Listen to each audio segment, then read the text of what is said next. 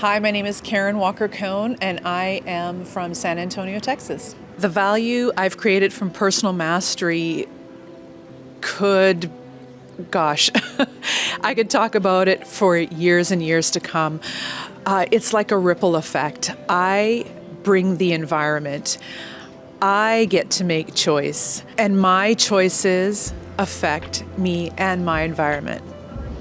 So I realize that the effect that I have starts with me, and then filters out into the world that I live in. What makes personal mastery different for me is the experiential piece of it. It's not just someone sitting there talking at me. I get to experience how I show up in the world right now in this moment. If you're on the fence about personal mastery, I think that's the perfect place to be. I think you need to jump off of that fence and just do it. You're already thinking about it. Your heart is calling to you. Go ahead and just do it.